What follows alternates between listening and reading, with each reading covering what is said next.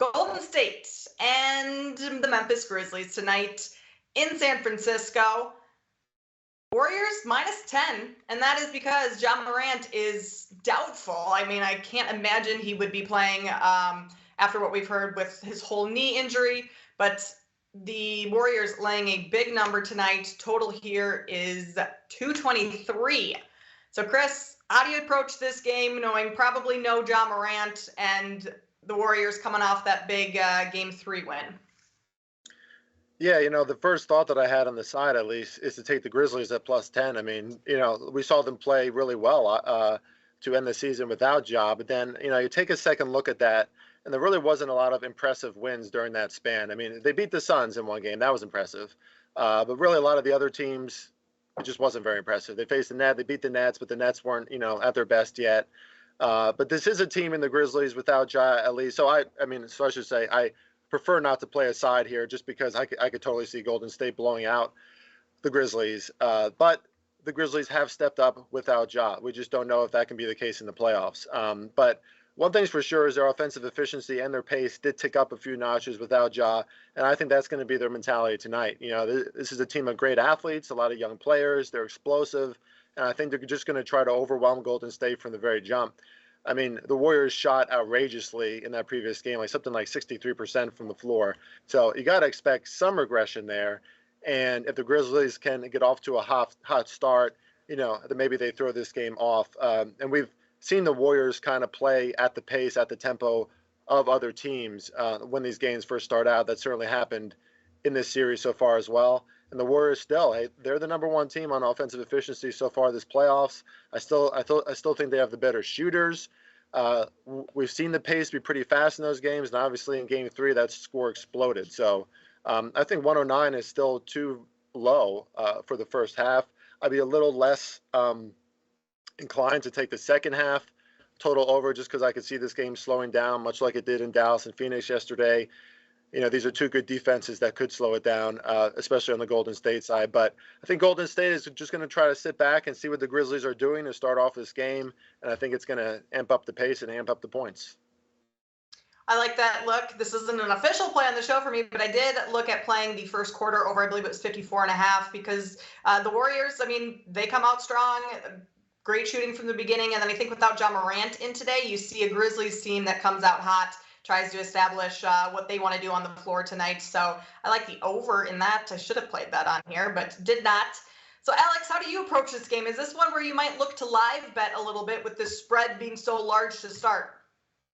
A lot of funky things going on in this game for me. So you look at the spread for the last game, and basically the way the playoffs go, whatever the closing number is in the last game, that's going to be your opener, barring some sort of injury. So last game closes at 7, tells me the opener for this game should be 7. With the Ja Morant injury, it's 10.5.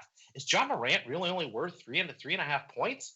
It's kind of bothered me a little bit that number's so low. I wonder if someone thinks there's a chance that he plays. It's something we've talked about all year. A lot of times when a player is questionable, they'll kind of take half his value, put it in, or take it out. So I wonder if there is still a little bit of hope for Morant to play. And when I start to think of the flow of the game, I mean, I have a lot of respect for Taylor Jenkins. He's made some nice adjustments. And you take a step back and look at this series, Memphis has had more possessions in every single game. They've won the offensive rebounding battle and won the turnover battle, I believe, in just about every game in this series. And it's made a huge difference. And the only game Memphis won was the slowest paced game in this series. So I wonder if you're Jenkins and you take a step back and look at this and go, we're getting more possessions every night. The only time we lose is when they get enough shots up to shoot, 40% from 3 or something like that. So I wonder if you're Memphis, you start to look at it without Ja Morant and try to grind things out a little bit. I just think there's a chance for A, Morant to play, B, Jenkins to make some sort of adjustment. So just a lot of moving parts for me in this game. I think, Chris is on the right side. In general, this should be an up and down game. You look at the season without Ja Morant, this Grizzlies team actually runs more when he's not on the floor. They just try to get out and I guess try to run the other team ragged. And they've been great. They've covered a bunch of numbers without Morant, but it's just a lot of funky things and a lot of red flags for me. So I'm staying away. One thing that's interesting to me is that we don't know what Ja Morant's diagnosis is yet, do we? I mean, they haven't come out and said exactly what it is, whether it's a sprain, a MCL tear, anything. Like, there's just nothing. It's just that he's questionable or doubtful, whatever. Yeah, knee soreness. Which I don't know. That makes me think that maybe there could be a chance that he could play, because I feel like if there was something significant, I mean, they have to disclose that, right? That's part of the NBA rules. If a player's injured, you have to tell the media, tell the other team. I mean, at least notify the NBA. Well, I'm not sure if that's the rule. And B, we know teams, based on what we saw the Sixers do the other night with Joel Embiid being out, they have to pay a $50,000 fine. The way the rules are, if someone is out, they don't play. If you take someone from out and put them in the game, you pay a fine. So, again, maybe this is just kind of postseason nonsense, trying to, hide and make unclear what's going on here. But it does. It seems like the market thinks there's a chance Ja plays. I agree. We haven't heard what the injury was, and again, it's the playoffs. Maybe we get some of that magic spray from the World Cup we see every 4 years. We just kind of get out there, you put some hairspray on it, it's okay. I don't know. Is that what they do? I don't know. Every 4 years of the World Cup, these guys come out and they have this spray can and they spray it on like the knee or the ankle or something. The guy jumps up, everything's fine. He goes running off like nothing's wrong. It blows my mind. I don't think that's hairspray, but we can pretend it is. This show's off the rails. I love That's what it. it looks like. Today. All right, Chris is the only one with an official play in that game. He's playing the first half over 109.